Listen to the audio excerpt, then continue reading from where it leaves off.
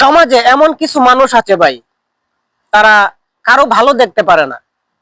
এটা আমার বেলা আপনার বেলা না, প্রত্যেকটা মানুষের জীবনে এরকম কিছু মানুষ আছে থার্ড ক্লাস। আর এই মানুষগুলো বেশিরভাগই কিন্তু আত্মীয়র মধ্যে হয়ে থাকে। তো দেখেন, আপনি ধরেন মাংস দিয়ে ভাত খাচ্ছেন, এটা তারা নিতে পারবে না। সে কেন মাংস দিয়ে ভাত খাবে? কেন মাংস দিয়ে ভাত খাবে সে?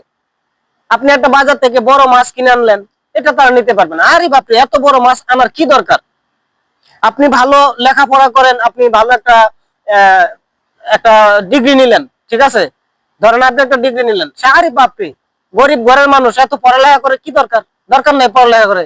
আপনি একটা চাকরি করেন, সেটাও তারা পছন্দ করবেন। আপনি ইনকাম করতেছেন, সেটাও তারা পছন্দ করবেন। মানে মোট কথা হচ্ছে, আপনার উন্নতি তারা দেখতে পারবে না। এরকম প্রত্যেকটা সমাজে, প্রত্যেকটা মানুষের জীবনে এরকম মানুষ আছে।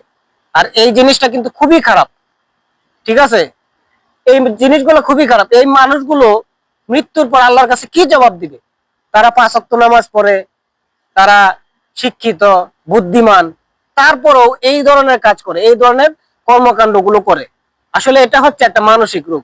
আমার মনে হয় এটা হচ্ছে একটা মানসিক রোগ, যে অন্যের পাছায় কাঠি না দিলে তারা শান্তি পায় না, তাদের মস্তিষ্কে শান্তি পায় না।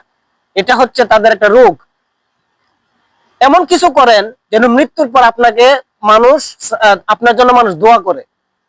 আপনি যা করে যাচ্ছেন, আপনারা যা করে যাচ্ছেন, দুনিয়াতে তো আপনার বদনাম হলোই, মৃত্যুর পরও আপনাকে আপনার কবরটা দেখিয়ে মানুষ বলবে যে মানুষটা খুবই খারাপ ছিল। এই ধরনের কাজ কখনোই করবেন না।